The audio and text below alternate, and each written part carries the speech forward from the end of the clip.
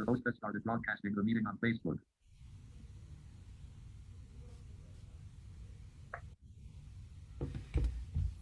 Hello, everybody. Hello. Hi. Welcome. We're going to give people a chance to come in. This is Robin Luther from Tosa Together. Welcome to Tosa Talks, Building a Diverse, Thriving Community, an ongoing live Facebook Live series proudly sponsored by our generous friends at Bostic.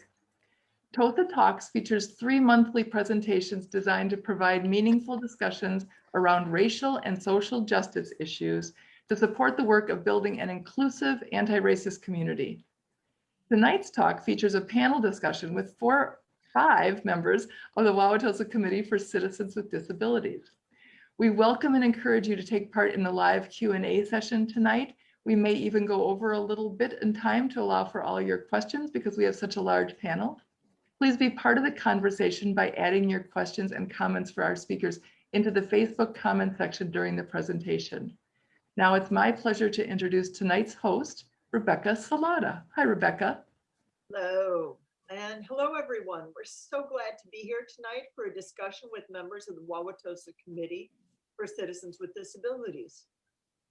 The committee addresses concerns of citizens with disabilities, advocates for accessibility and equal access within the city of Wauwatosa. Our topic tonight is the impact of COVID on individuals with disabilities. Like to start, and I'm going to do it a little bit differently rather than me introducing each of our members. I would really like to ask each of you to share with us first, if you could share with us your name, your relationship to the disability community, and all of our guests tonight are members of the Wauwatosa Committee for Citizens with Disabilities. So why you joined that committee. And why don't we start off with BJ, who is also a member of Tosa Together. Great. Thank you so much, Rebecca. And we, as the committee, are so excited to be able to communicate some of our challenges that we have experienced in this past year. My name is BJ Erments. I'm one of the newer members of the committee.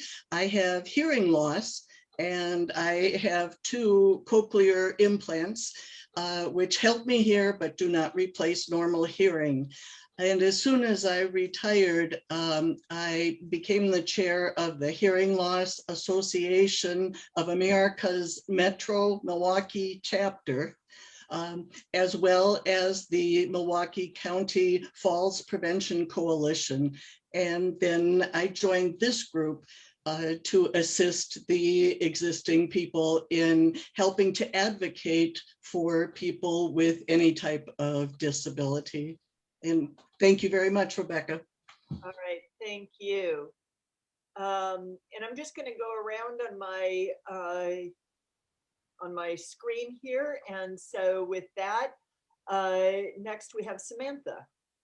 Hey, hi, my name is Samantha Taddick. I am a triple amputee, triple and a dash, a little extra, but I recently became disabled in 2020, so rather recently, and I joined the Citizens with Disability Committee after their help that I had, after they helped me with a problem I was having getting my house accessible for the city. So yeah. All right, great. Well, thank you and welcome. And so next, going around in my circle, Mary Callan. Hello, could you introduce yourself and share with us why you got involved with the Wauwatosa Committee? Yes, nice to be here. I joined the committee back in 2005, and I've been totally blind since birth. And I joined the committee because of that disability, but also to make sure that all the needs of other disabled people in the community are met. So that's why I'm here. Excellent, thank you. And going around next, on my circle, I have Nancy Hall. If you could introduce yourself. Okay, hi. Let's see. I have chronic fatigue syndrome and degenerative joint disease, which is probably causing me more problems right now. I've had CFS since about 1967. It followed a severe bout of Hong Kong flu. So I'm going to get back to that later. And then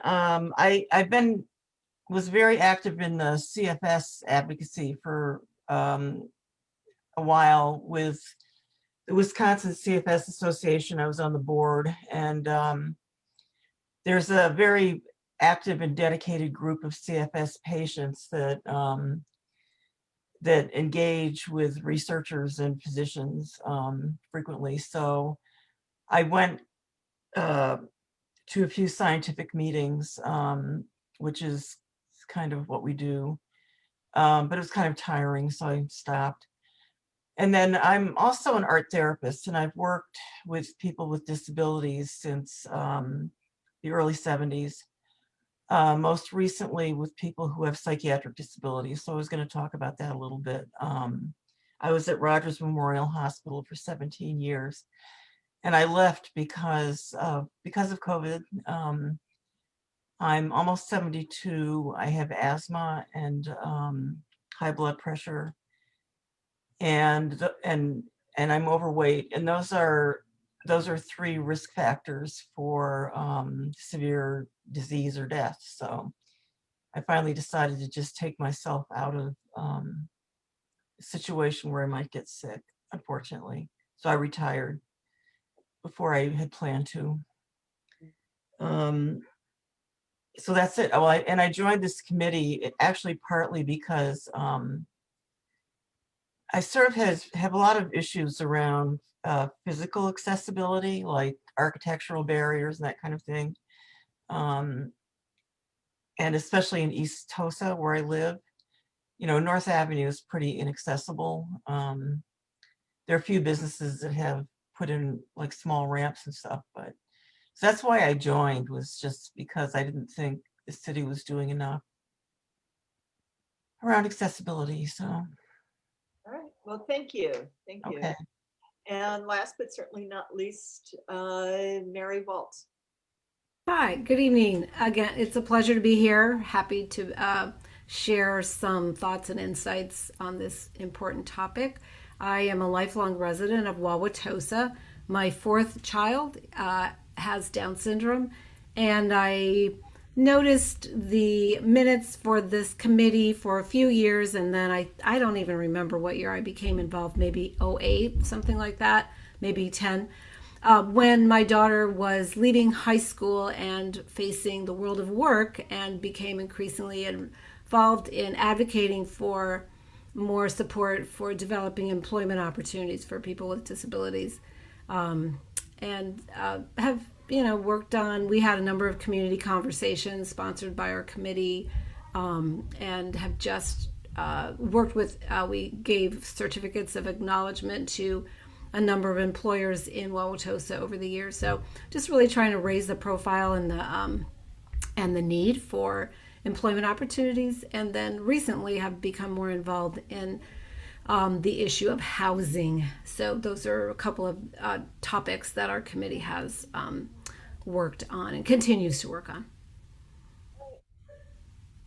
Great. Well, thanks. Well, I want to start by talking a little bit, because the focus today was, on the impact of COVID on individuals with disabilities. And what I find so interesting about this group that we have here tonight is that you all are coming from very different perspectives. And, we, as Nancy had shared, certainly there are challenges with COVID that some disabilities put you at greater risk, and that has created a problem. But as I understand from talking to you, that there are other risks that we haven't really thought of as a result of COVID related to disabilities. And I was wondering if you could share that, and maybe starting with Mary Callan, if you could share with us any thoughts you have on how you have seen individuals with sight impairments having greater challenges as a result of COVID. Right. So I can talk from personal experience because I had COVID last year. And a few weeks before I got COVID, I remember talking to a friend about how I thought I might be at higher risk of contracting the virus because my main sense of communication is through touch. I was diagnosed on April 27th of 2020, and the contact tracer I spoke with after the diagnosis stated he thought I got COVID through community spread and not through a specific individual. And I believe that's true since I touch multiple surfaces during the day that are also touched by other people. And when COVID was at its height, you know, when I'd go to the grocery store and I'd want to touch something to see how big it was, I couldn't because there was a risk I would get COVID from that. And I live in an apartment building with mailboxes, and I have to count 6 boxes down to get the mail. And I was always worried about that because, you know, someone who maybe was carrying the virus would have touched it before me. I'm just going to give you a little description of my life and what I do, but I'm a runner and I'm visually impaired, so I run with partners. And on April 26th of last year, I woke up with a fever of 99.8. And that day, I was taking my temperature twice a day because if I had a fever in the morning, I would have to cancel running with my partners for that day because there would be a chance I had COVID. So I canceled my run the night before when my temperature was 98.1 because it had risen to 99.8 in the morning. And so I knew something was wrong. And I called my doctor on April 27th. I just had a fever and a headache. I got in for a COVID test that afternoon, and transportation during that time even proved challenging. I didn't really want to take a cab because I thought, you know, if I did have COVID, I could pass it along to the driver and anyone he or she would potentially come in contact with. Finally, my brother agreed to take me to the test. And I got a call the next morning on April 28th that I had tested positive. Let's see. Everything was fine. It was pretty mild until Friday, but I woke up with no taste and smell. I didn't realize that loss of taste and smell were symptoms of the virus. They continued for several months, and this combined with being totally blind made it unsafe for me to cook in my home because I couldn't smell anything. I could have burned the food I was making. I could have burned things down because I just had no sense of smell. So how did you manage then with food during that time? I'm sorry? How did you manage to feed yourself if you can't cook? Oh, I'm getting, so my family and friends were my best advocates during that time, and they would come in and help me cook, and they'd tell me when things were done. And they actually started to bring food for me while I was trying to recover from the loss of taste and smell. Taste and smell returned for about a week in June, but were gone again in another week. And this continued until December when the doctor decided that she would do an MRI scan to find out if there's anything else going on. And there was. I had a tumor on my olfactory nerve that was removed at the end of January. And so that probably was partially responsible for loss of taste and smell, but so was COVID. And so I'm doing better now. Sometimes taste and smell will still fade, but they usually come back in the next day or so, and then I can taste, you know, everything that I'm going to eat for that day. Well, thanks for sharing. I mean, what that underscores to me, your story, is how fortunate you are to have family and friends around for support. And it makes me think of you know, what do people do who don't have those kind of community supports, who also are visually impaired? as far as transportation, or like you said, being able to provide food or go shop, and do all of these things, that would be an incredible challenge. Right. And it's interesting. I thought, my sense of touch is probably somewhat responsible for me getting the virus, but then losing taste and smell and being visually impaired, it almost affected all of my senses. Right. Wow. Thank you for sharing. Mm-hmm.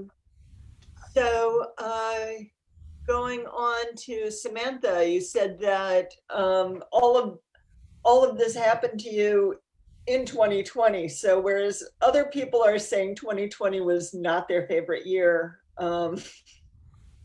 Yeah. probably top that story for them. Yeah. So I hope you can hear me. I talk really soft. I hope you No, can you're hear me. great. You're great. Okay, awesome. So February of 2020, I came down with the flu, and of course I don't get flu often. So it really escalated, but I didn't think that it was going to be that big of a deal. Anyway, but I was hospitalized in February. And I ended up getting sepsis and therefore having to lose multiple limbs. So I'm a bilateral transradial, so I don't have both hands. And then I also am a BK lower, so I'm losing I lost my right foot. And so I'm kind of wheelchair bound right now, but I'm learning to stand and walk. But over the course of my hospital stay, which was 6 months the first time, I didn't get left. I didn't leave, but my family wasn't allowed to visit. So I had to go through a lot of amputations alone. So COVID really impacted my hospital stay, a very traumatic hospital stay, and quite a bit of my recovery. My family would tell me, Samantha, it's different out there. It's different out there. And I'm like, what does that mean? I don't know. Because on March 18th, my birthday, I turned 29 in the ICU. And that was the last day my parents could visit.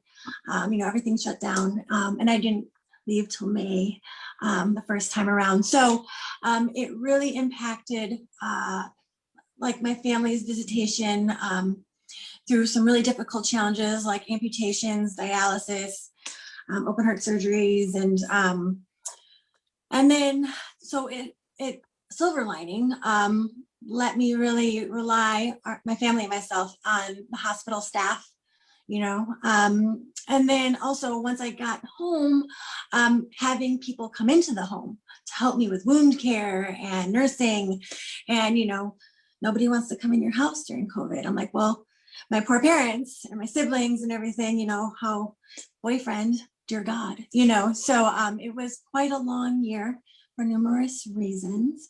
And so thank goodness this committee existed, because, we were having a lot of trouble making my house accessible. So they really supported us. So I'm really glad that they're out there. So how was this committee able to support you? I don't know how they found out, but they found out that we were having difficulty getting the city to approve a ramp into my home. I wanted it to be discreet for security reasons. I didn't want people to know, oh, that's a beautiful TV. They can't defend themselves. There's a person who, is disabled in there. So they helped support my boyfriend and I getting certain things passed, especially with this committee, the neighbor support, to make sure that it was okay so I could get into my house. Otherwise, I would have had to go to a nursing home facility, and I was 29. I'm like, I'm too young. So it was a lot of challenges that the city kind of made a little bit more of an obstacle during a stressful time that was already stressful, and it didn't need to be more stressful. So. And again, your story really emphasizes what Mary was talking about as well, is how fortunate you were to have family and friends around for support at this very difficult time. And again, I think, as you mentioned, I was reading earlier today in preparation for this, of you know, the struggle that people have had with finding care in their home. And because as you said, people either won't or can't, or you might not want a whole bunch of people coming into your home either. Right. So yeah, very, very difficult, but you have an amazing attitude from what I've been able to tell. I don't know that I would be smiling this much at this point, so. You would if you had to. So Great. So again, I'm just mixing it up. Nancy, you shared, you know, the challenge and about going to work and making that really difficult decision about whether to continue working at this time. Just a little background, I haven't really introduced myself. I'm an employment lawyer, and so I represent individuals in employment disputes, and I've had a number of people calling with these very, very challenging, what do I do? You know, either myself or a family member would potentially die if they got COVID. And so how do I do? So you were saying you experienced that, and how difficult was that decision for you to make? Oh, it was very difficult. I'd been there for 17 years, as I said. I worked weekends. I decided that was well, I had to work part-time. I haven't really, I became totally disabled with CFS in the mid-90s. And what I'd been able to do is some part-time work here and there. So I worked 2 days a week at Rogers, but you know, I mean, after 17 years, it really becomes a part of you. So it was hard to reach that decision that, you know, I needed to leave, but a lot of the people that I was working with, I worked either in general psychiatry. We had, you know, some wards that were for people who had like a primary mental illness, and then there was another area for people with substance abuse disorders. So I worked with both groups, and then I was also working with teenagers and with children. And you know, the masking was often sort of lackadaisical. You know, it's a tough group because when, you know, people who have mental illness may have difficulty, especially that when they're coming in, you know, from the street or whatever, where they're acutely ill, may have trouble, you know, following directions. People would feel claustrophobic with a mask on. I mean, there are all kinds of issues that came up because of the population. And I kind of rolled with it for 6 months, and then I finally decided that I was placing myself at too much risk. I mean, you know, with all the risk factors that I have, the chances of dying from a COVID infection were pretty high, I thought. And then the illness, because I have asthma, I know what it feels like not to be able to breathe. And that is like one of the cardinal symptoms of, you know, COVID. And so the idea of not being able to breathe gave me the willies. So I just said, okay, I'm going to stay home. And that's what I did. I've been home pretty much alone, you know, since then. I did have one hospitalization for a bowel obstruction. That was weird, but I didn't get COVID though. I mean, I was really afraid I might, but I was at Freighter, and, you know, nothing to do with, you know, Freighter and their staff and their, you know, standards or whatever, but it seemed like a hospital wasn't the safest place to be, but they do have their act together over there, I guess. So I didn't get it. But the rest of the time, it's been my my son and his fiance for 2 more days. They're getting ready married on Friday. Hey, congratulations. Yes. That's lovely. After that was delayed for a year, but they would come over and do stuff for me, and especially after I got out of the hospital. So you know, that's kind of how that worked. But I have not gone out seeing people. You know, I go out rarely, so it's a little bit isolating. And So I'd like to next transfer to Mary, but perhaps Nancy, you would just from your own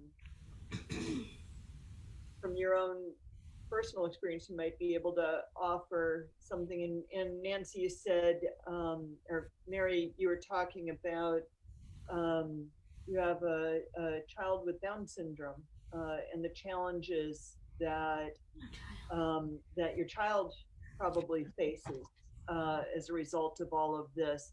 And I was just throwing out to both of you that I was reading, and I will try and get it in the chat. There's this great letter to the editor that was done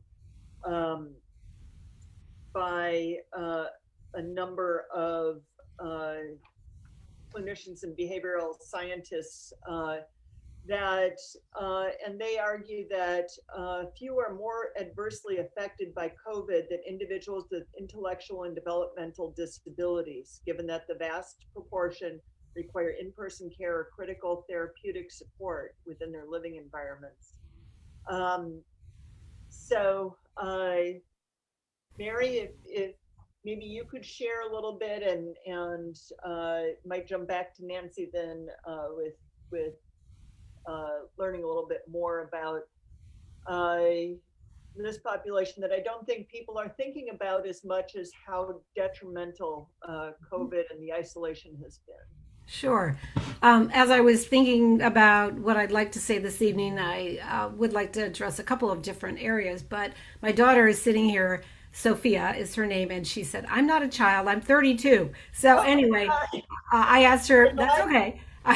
I did say a child, that's fine. I'm 52 and I'm still my mom's child. Yeah, right. You're your mom's child no matter how old you are. Right.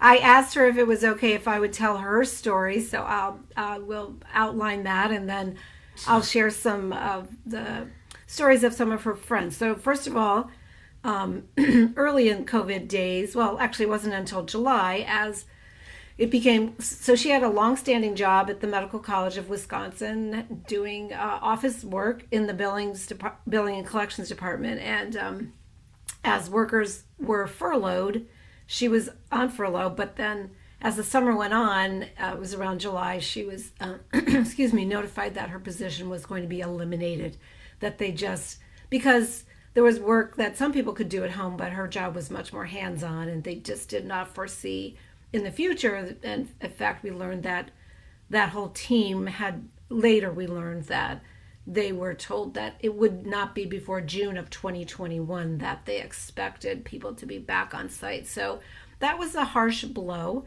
And then fortunately Sophia found another job assembling COVID test kits, which we thought was pretty ironic. I mean, it was kind of like, oh, this is a good thing that came out of this terrible situation that we have all found ourselves in. So, but we also knew that was a temporary position. So sadly, Sophia has lost 2 jobs in this very short period of time. So that has been a difficult thing. So, and I also know many of her friends and many persons with intellectual and developmental disabilities have jobs that are lower skilled. So either they were at risk, as you were saying, Nancy, to contract the disease. Many people with IDD have comorbidities. So the risk of just being in a workplace, let's say if you're at a grocery store, or she had a friend that worked in a school cafeteria that was shut down. So I've read articles too that just said the job loss and what that means in terms of, your whole network of people that you interact with on a regular basis, and the support that you get socially from your job. was taken away. So that was a difficult thing for Sophia and many of her friends. And my boyfriend too. Yeah, and many others.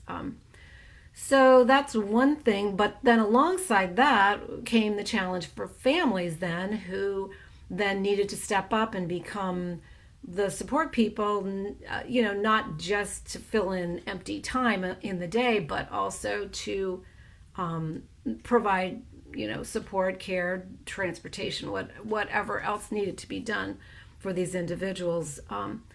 So we know, again, it's been fairly well documented that many parents had to reduce work hours or even leave jobs in order to provide care for their individuals that either were in day services. Many of those were shut down, again, because of risk or lack of PPE for personal care workers. So many parents and SIBs ended up having to provide a lot of the direct care and thus give up employment. So we'll see what the rollout for that is.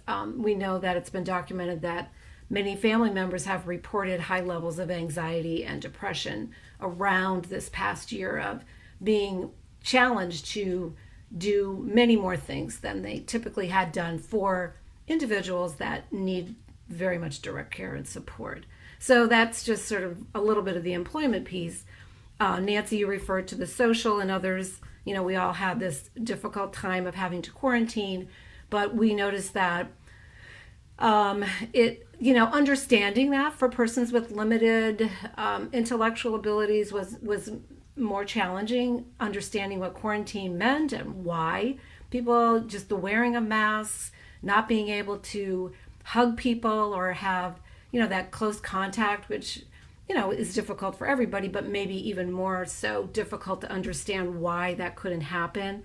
And what we've noticed is that these young people are very, very cautious and having probably more difficulty feeling safe to return. So there's been a very pronounced and explained reluctance to get back out there.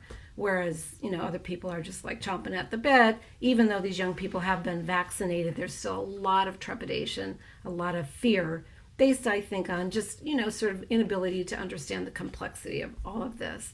So that's another area, was just a lack of social interaction opportunity that really, again, challenged these young people.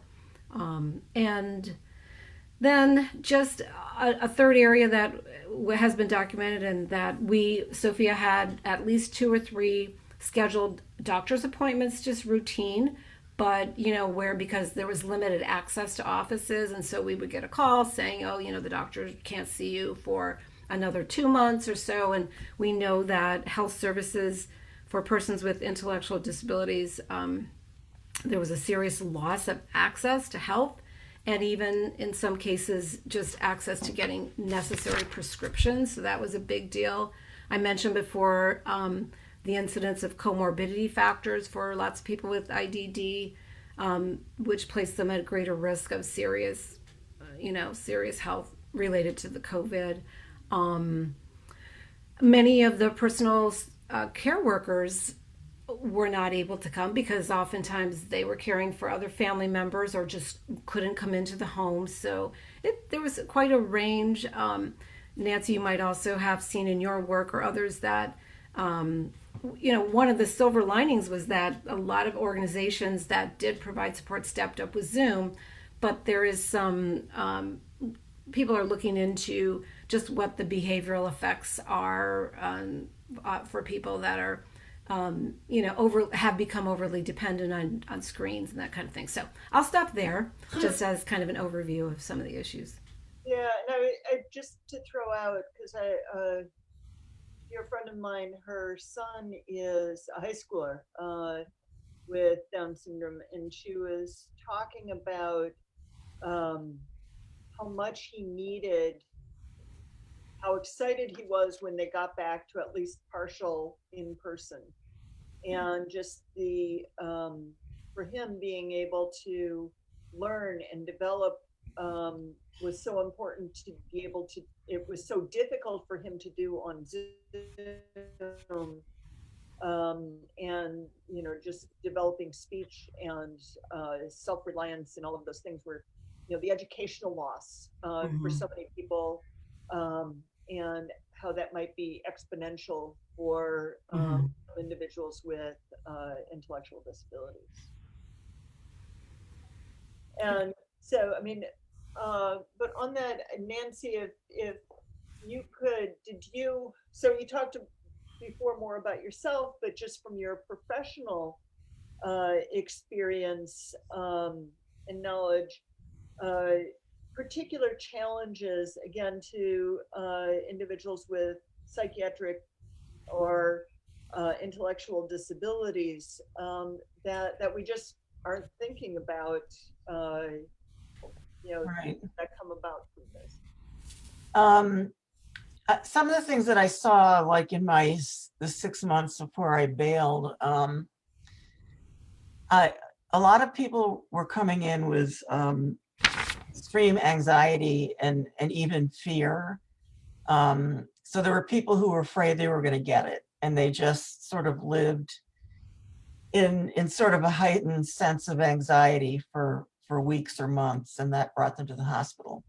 Some people were depressed. Some people, which I think would be something that you might be able to predict. The isolation was really difficult for a lot of people. We got people who had lost jobs. And as you said, I mean, the job, like, for me also, my job was a huge social support. I mean, often it was the only time during the week where I saw people, grown-ups, and got to talk to them and everything. So the people I was seeing as patients had lost that. So, it precipitated substance abuse in some people. And so we were seeing, people who were coming in for, we did detox, so we could have people come in for a few days to get like a managed detox.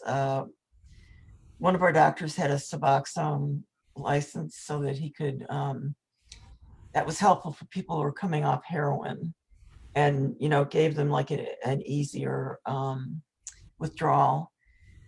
So, but, people would talk about increased drug use because it was a way of masking the anxiety and the and everything. Another issue I think was, homelessness was a big issue. We were getting a lot of people who were coming in from homeless shelters or jails where there's a high risk of COVID. That was another thing that, I thought about when I decided to leave. I don't know if I think that the pandemic probably did contribute to homelessness. I mean, people were being evicted, they were losing their jobs. They did talk about that as well, housing insecurity, and, being way behind on their rent or whatever. So, I mean, these are some of the issues that came up, in the time that I was there. Very challenging. Yeah. Yeah, I mean, so many people are going through such difficult times, and this is making it so much harder when, as many of you have talked about, the importance of family and friends around, but if you can't have them or you don't have them, it just exacerbates so many of these issues. So then I wanted to, BJ, if you could share a little bit with, and I realize we've been trying to get closed caption, and I realized halfway through here we aren't getting that today. So I am sorry, because today of all days we should be having that. BJ's been really great about advocating to get closed caption on our meetings. So I have it. Oh, you do have it? Yes. Oh, then I must just not have it up. Oh, it is available. Okay, I'm sorry. Sorry to those who are, to Robin, who is in charge of that. I just didn't notice it. So, BJ, if you could share how relying on all of this non-in-person communication is impacting your ability to communicate. Yes, it was quite a year for people with hearing loss. We have challenges hearing in person because of different volumes of voices, different accents. And early on in the pandemic, there was very little being done with anything like Zoom or group meets and some of those things. One of the hardest things could have been for me, the fact that doctors wanted to talk on the phone, and I would not have been able to do that, except that as a severely hard of hearing person, I qualify for a free caption telephone. And the advantages to that are that someone captions just as the closed captionings are appearing here. And then the whole conversation is recorded. Now, the tricky part of that is that the captioner could be from anywhere, trained in any type of captioning, or maybe just general, which means that talking to the pharmacy, talking to the doctors about specific diseases was problematic, because the spelling would come across very strangely. And if it was a good thing that my provider has a system where I can go on in a secure email way. And I would tell most of them, if you have questions, that's probably best. But it also lists all the medications so I can look at them and see the doctor that assigned it. And whereas trying to listen to someone, even with captions, to say, so I need to go over all your prescriptions, and they would start talking, and there's this, and they were, and of course the captioner was lost. And I said, I have no idea what you are saying. It also is exacerbated by when going in to pick up a prescription, because not only are the people wearing masks, there's the plastic that comes down. The mask itself reduces the volume by about 10 decibels. And so that's a problem. Plus you cannot see their faces, any facial expression, especially the lips. I do not do specific lip reading because it's very, very difficult to learn unless you've learned it from birth. But I would just come out of the pharmacy exhausted. I finally have my pills, but I could never, ever use the drive up. And I have found there are things. This is a mask that was made here in Milwaukee, and there are more available on Etsy, and there are people who make them available.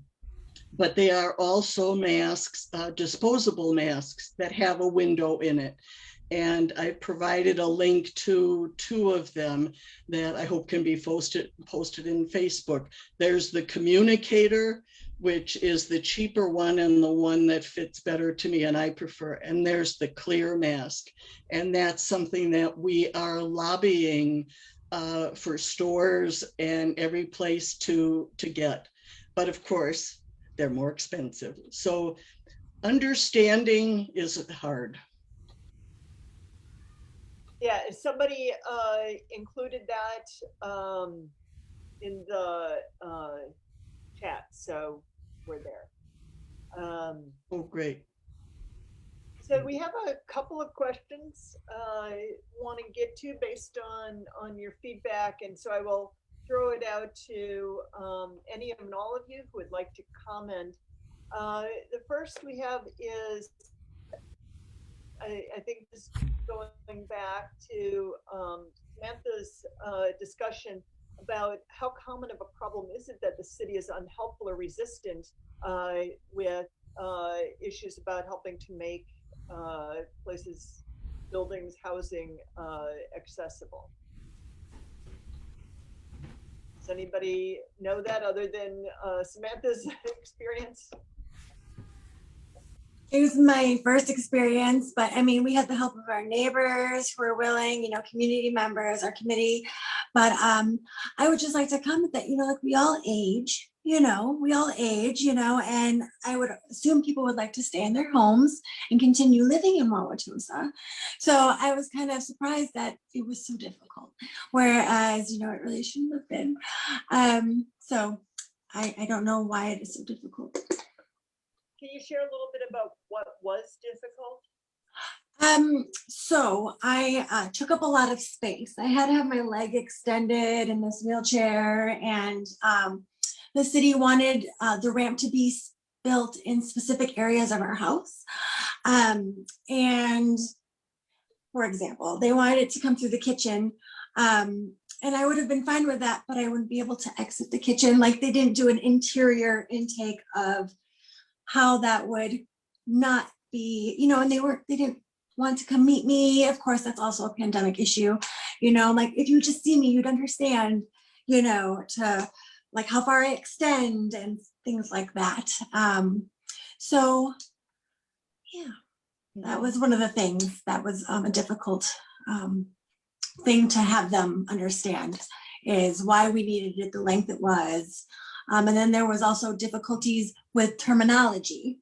The front of our ramp is horizontal, so they considered that a deck or a porch. I'm like, but in order to get from the ramp incline, I need to have a straight, so it was just very difficult in ways that I don't think it necessarily had to be, especially during a traumatic experience, or even if it's from birth. We want everybody to live in this wonderful community, so I don't know why it had to be so hard. So if I can speak up, one of the other issues that I have discovered is it can be challenging to find things on the website. So when you are looking to see, okay, so who can I talk to about this situation? Oh my gosh, I mean, it's wonderful that we have a lot of information on the site, but I don't find it the easiest thing to navigate through. And that's something I think we'll be working on.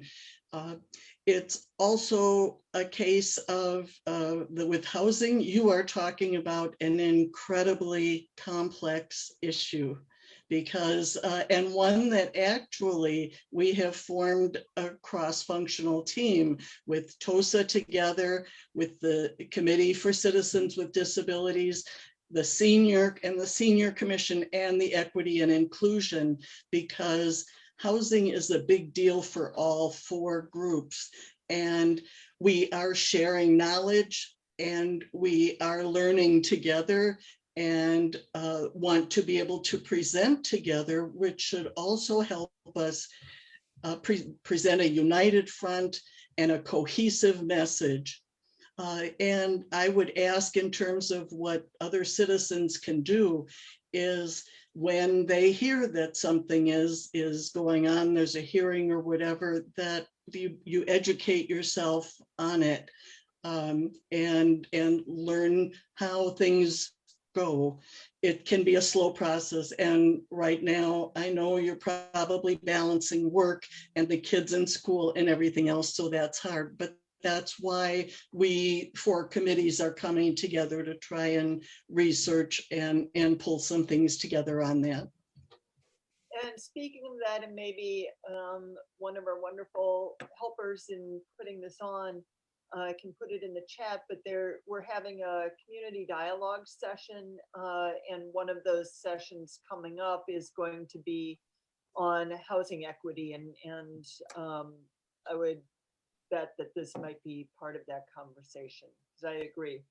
I'll also say I have an office North Avenue. I know people mentioned that North Avenue is not terribly accessible. And we looked into trying to put a ramp there. And it was just, there was no place to put it. And and so I've really struggled with reaching out to colleagues if I need to meet with an individual who needs that sort of accessibility, because the buildings being so old, that becomes a challenge. So if anybody can help me figure out how to get a ramp on our building, I would be more than happy, because we've tried and have been told with all of the rules around it that it's just not feasible. So another question I think that would be really helpful, and I'd like to hear from all of you, is what can the community as a whole do to support individuals with disabilities, particularly in disrupting systemic barriers that COVID has brought to light? So some of these things have been there all along, but are sort of underscored and emphasized now in light of COVID. I know your committee is doing good work. So what can community members do in addition to that? The first thing I think they have already done, and I thank you all so much for attending this Tosa Talks. This is a great first step, learning about what's out there and realizing that the impact is so much broader than can fit into a newscast or a soundbite.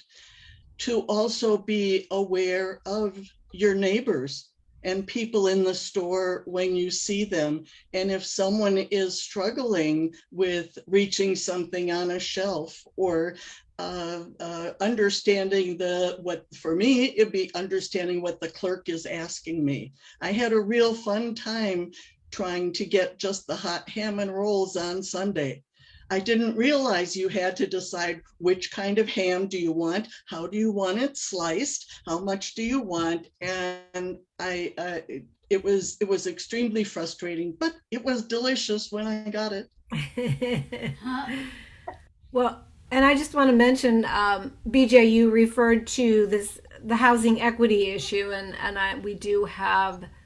It'd be great if the link could be put on there for, is it Tosa Together? I understand that's the other organization that's hosting these conversations. So we have joined up with the Senior Commission and some other groups to really start advocating for quality, affordable housing in the city of Wauwatosa. And that's not just workforce housing, but housing that would be affordable for persons on fixed incomes, many seniors, but certainly persons who with intellectual disabilities who may be holding a part-time job, but reliant to some degree on support from social services. So those rents, even workforce rents, are way out of reach. So just to acknowledge that there are hundreds of people in our community that may be currently living with their families who are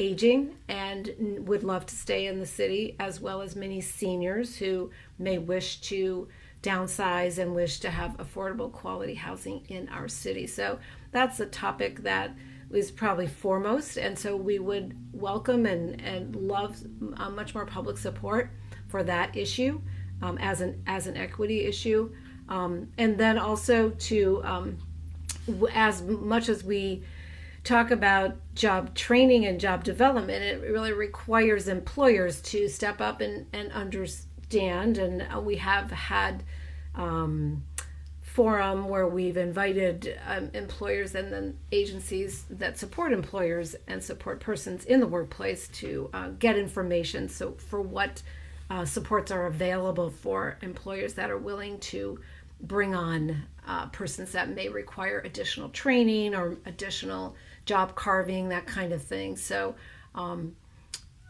I guess those are two big issues.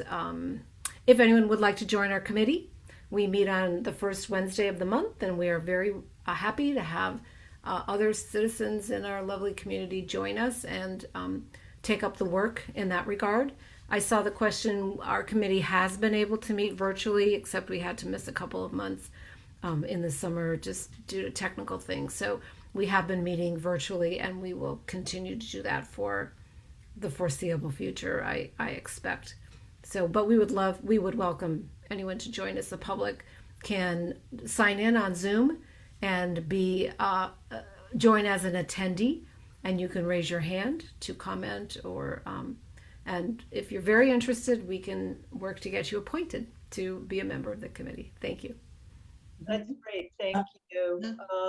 And Could I yeah, also just mention, we have now added and it's not on the website yet, but we have our own telephone number where if you have a concern about something regarding disabilities in Wauwatosa, accessibilities, that you can call and leave a voicemail message. We also have an email address where you can send in details. That allows you to leave a lot more details. And we will have someone get back to you and very possibly invite you to one of our meetings to help you work it through, as we did with Samantha. Could I, this was something that I wanted to raise earlier, but the discussion got away from it. And maybe it relates to community support, but one thing when I was doing some research before this discussion, what I found was that COVID is creating a lot of disability, particularly in the form of the COVID long haulers. Now, this is renewing interest in CFS research, because the symptoms that long haulers report are the same as the symptoms that people with chronic fatigue syndrome experience. And for a lot of us, it was a post-viral syndrome. And so now at least 10% of people who are infected with COVID, who get sick, will go on to be long haulers. And that's a lot of people. And they're going to be, they're going to add to the, challenges with work, with education, which is something I had trouble with too. I mean, I did manage to get a master's degree, but it was a struggle. So all these areas that we've talked about, are going to have to expand to accommodate these people who are coming in with disabilities that have directly resulted from COVID. There are a lot of studies. They're just in the early stages, but suggesting that COVID somehow triggers autoimmunity. And so there's studies that link COVID with new onset type 1 diabetes. And they think what's happening is that the virus is attacking beta cells, which are needed for production of insulin. So, so that's a whole other can of worms, but I did want to mention it. And yeah, I'm glad you mentioned the COVID long haulers, because there's, I know one, and I'm sure that this has happened to others, but one individual who was resisting going back to work and resisting going back in person to work. She could work remotely because she had a number of comorbidities. Her employer required her to go in. Within a week of going in, she contracted COVID. And that was back in August, and still is suffering from some really significant impacts from that. So, so therefore lost her job because she could not continue to work because of the impact of COVID. So I wanted to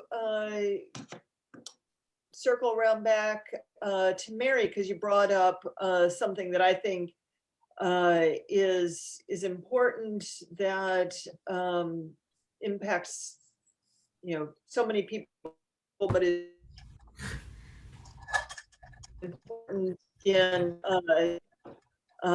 when it comes to COVID and this issue about transportation, because it's not only an issue for individuals with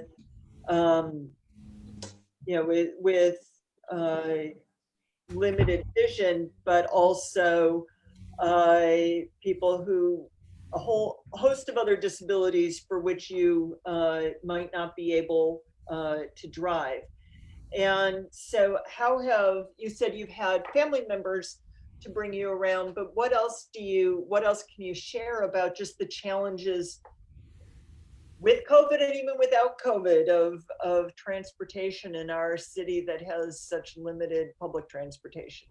Well, I moved to the village back in 2003 when my husband was still living. He was sighted and he passed away back in 2018.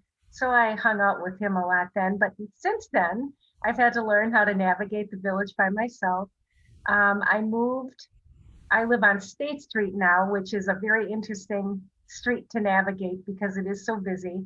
And Mary Walls helped me with this, but we got the traffic signals turned up where I live so that when I cross the streets, at least I can hear the signals, especially when there's a lot of traffic.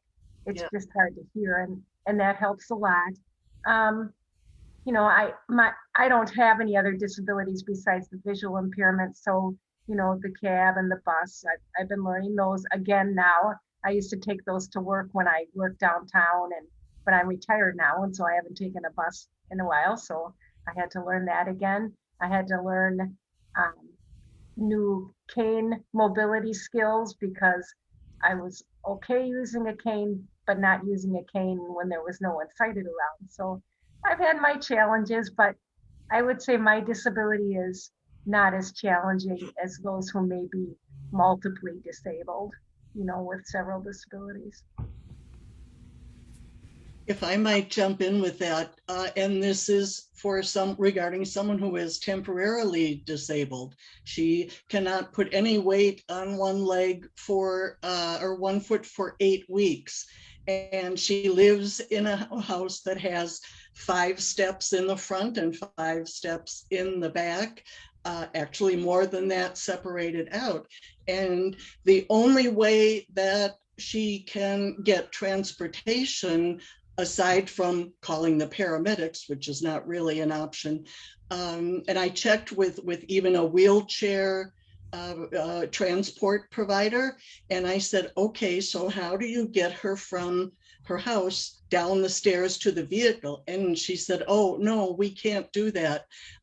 We pick people up at the first level. And I said, well, how do they get there? And she said, well, in the case of this person, she said, I will give you an example of what I did when I had that situation. I went down the stairs on my butt. And I thought, well, if that isn't another accident waiting to happen. So things like that's so unacceptable. I don't have an answer for that. I just learned about it, but that's something that I believe needs to be addressed. Not just an accident waiting to happen, but doesn't, puts people in a rather undignified position. What if you're wearing, something nice and you don't want to do that? Right. So we're closing in on the end, and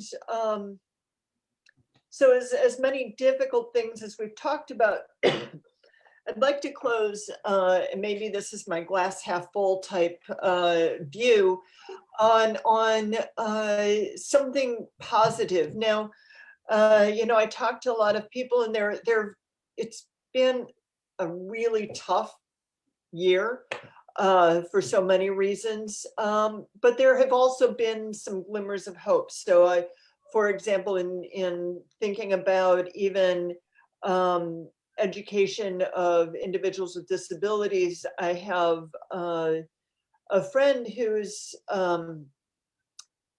in high school and who has significant disabilities, and she has actually thrived on the education online, because she hasn't had to worry about the anxiety of all the school pressures and everything else. And so she's been able to focus and it's been one of her best years ever for school. Some of the communications people have been able to have, all of these dialogues that we've been able to attend that, you know, we wouldn't have thought of putting on Zoom otherwise. So I'm going to encourage you, I hope you can each think of some positive that has come out of all of this, whether it's your own or something that you've heard of, to share with us. And we'll start, I'll go around in my circle here and start with Mary Callan. If you could share if there's something positive that you, that COVID has, and the pandemic and the isolation and all of that has brought, on behalf of individuals with disabilities. Well, I can speak for myself, but I would say virtual and telephone appointments with my doctor. That was really cool. I didn't have to worry about getting over to Fredericton. It was really easy. So I appreciate that. That's great. I was actually wondering about that with you, if that was more challenging, doing calls like that. But no, it actually worked out better than I thought. That's great. That's great. So thank you for sharing that. And Nancy. I guess my comment would be the same. For me, even getting in and out of my house is a challenge, because I've got, you know, the 4 steps, the bungalow, and then the 4 steps down to the main level, to the ground level. And my joints are deteriorating pretty rapidly. So I'm in a lot of pain, and I can't really put my full weight on my knees and one hip. One of my solutions has been to put in 2 handrails. So when I go up and down, I'm gripping 2 handrails and I'm using my arms in addition to my legs. BJ, so I don't know if that's an option for your friend, but anyway, so not having to go out or being able to, you know, like limit the times that I go out. I think I'm really going to miss this when we go back to face-to-face meetings. You know, I really like this. I really like being able to meet with people virtually. And I know it's not everybody's favorite thing, but I think it is a positive to come out of. And also, we did teletherapy at Rogers too. I forgot to mention that.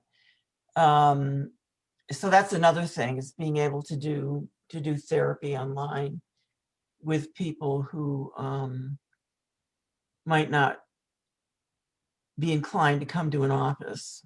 So Yeah, there's a lot of talk, I guess, in the employment law arena about, because there's long been this push that we've done to say an accommodation for many people should be able to work from home. And employers have said, oh no, everybody has to be present for whatever reason they think you have to be there, even if you can do the work at home. And so we're really interested to see how that will change and how that's changing the work environment. And I'm also hoping that we continue to have some of these meetings virtually. I love seeing people in person, but I feel like I have been able to communicate in so many ways with so many more people and meet so many more people because we've been able to do it this way. Even though, for example, BJ, I feel like I think we've known each other for a year, but I've never seen you in person. So yeah, I think that Nancy, my guess is that we aren't going to go back to everything the same as before. Right. It may be that some of these meetings that people want to be in person, but you'll have some sort of virtual component to it, hopefully. Yeah. So Mary Waltz, if you could share with us. Well, you asked for me personally, and one of the things that's come out of it is I learned so many new cocktails through my quarantining cocktail club. But seriously, folks, for Sophia and her friends, it has truly removed one of the big barriers for them, which is the transportation barrier, and we've talked about that. And I mean, it's really opened up all really multiplied the opportunities for these young people to spend some time together. And I've heard tons of laughing coming out of her room.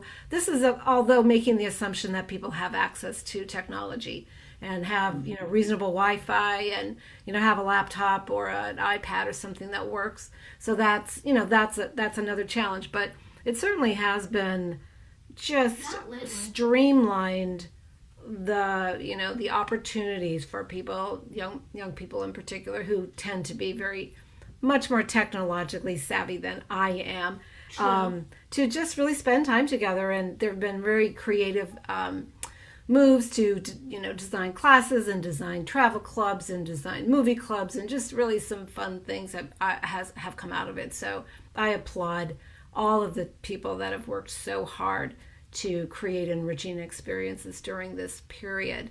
And I would share, I hope that some of that is going to stick around, and we're going to get even better at doing those things and valuing what we've learned during this time. I have to admit, I've been doing yoga at home, and in December I didn't love coming out to that dark parking lot after being all warm and cozy in my shavasana. Now it's like, I can just stay in my living room and do it. So we'll see. I'm thinking your daughter wants to share herself. Do you like your Zoom classes? Yeah. Yeah, it's been. What's your favorite one? Travel the globe, I think. Travel the globe. Yeah, she gets to go on vacation every Wednesday and Friday or so. I would take that class. Yeah, it's been fun. That's nice. And I think you bring up I haven't followed it very closely, but I know in the infrastructure plan of President Biden, he talks about really making internet accessible to everybody. Right. We're all fortunate we have it, but that's been a huge barrier for many students trying to do remote. I even saw it early on with unemployment, because they would be like, oh, well, or they talk about it in other areas of law. Oh, well, you just file that online. And people are like, how am I supposed to do that? Yeah. The libraries were closed. You couldn't get there then. So those are all important. So thank you for bringing that up. BJ? The big thing for people with hearing loss is that we are being recognized. Hearing loss is an invisible disability, and people are becoming more aware of it, which is a good thing, because before last year, we were starting to get data from studies that say that people who do not treat their hearing loss have the risk of suffering cognitive loss, memory loss, greater risk of depression, isolation, all the things that people got last year with COVID. And there are more and more resources available. And I think Rebecca and Tosa together might even be thinking about doing a Tosa Talks on resources, so I won't go into that. But I love the fact that people are thinking outside the box, that, okay, we've got these stairs. Okay, you have a small footprint in your house. Okay, what kind of different furniture can be made available so that you can maneuver around with a wheelchair? And I have become addicted to TikTok in COVID, and there are people developing amazing fold away seats, tables, beds, amazing stuff. And I thought, we have to be looking at that when we're talking about housing here, including the fact that we want to talk about zoning smaller lots and building smaller houses for those people who fit those. So Yeah, outside the box, go for it. I like it. I like it. So last but not least, Samantha, what can you share with us that's been positive about your past year? Lots of things. A positive from COVID. My mom was able to work from home. Thank God. So I wasn't by myself in my house whenever I was home. So that was really awesome. But for me personally, I impressed myself. Like, I learned how to use my claws and write and draw and make coffee. And all of a sudden now I can stand up. And so, it's kind of amazing. So there's lots of being able to go outside and smell everybody do their laundry. You don't get that in the hospital, so there's lots of things to be positive about. That's great. That actually is the perfect, that was my daughter calling. But it hooks up to my computer, so we'll getting back here.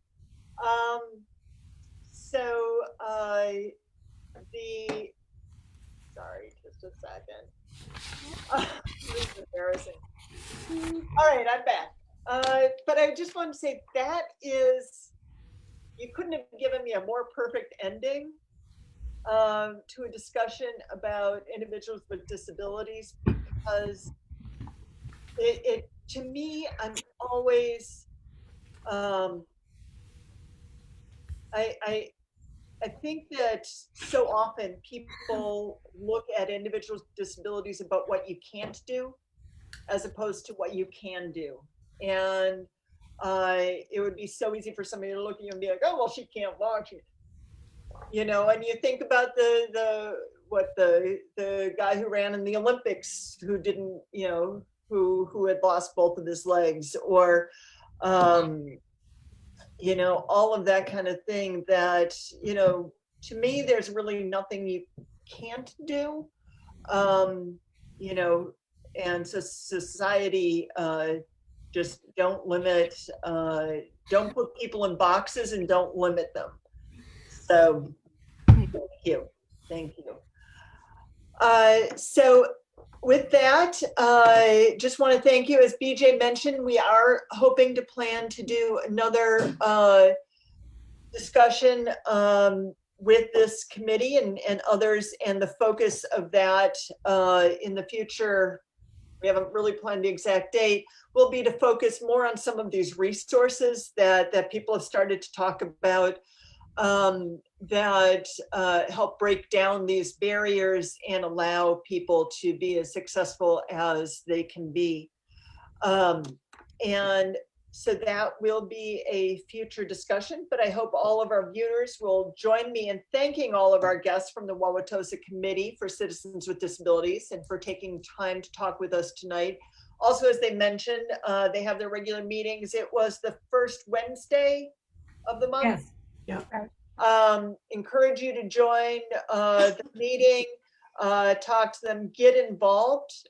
Somebody talked about how do we break down barriers. You break down barriers by getting involved, calling your older people, joining committees, meeting people, and that is so important. So thank you, Mary, Nancy, Samantha, BJ, and Mary,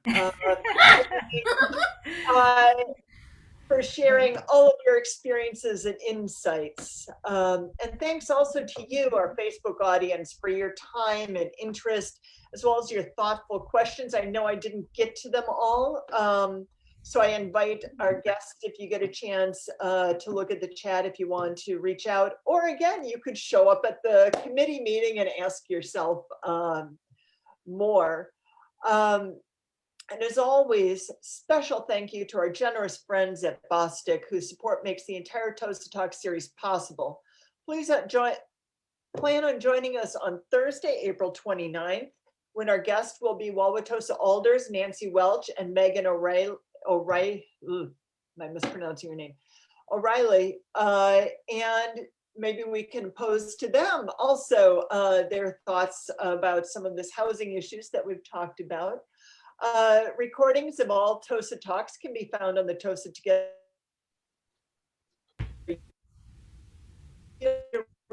Reach out to Tosa Together anytime through our Facebook page, our website, or by emailing us directly at tosatogether@gmail.com. This is Rebecca Salauda with Tosa Together, and it's been my pleasure to be here with our very special panelists, as well as with all of you. Thank you for being part of Tosa Talks and our mutual effort to build a diverse, thriving community. Good night. Good night. Right. Good night. Thank you.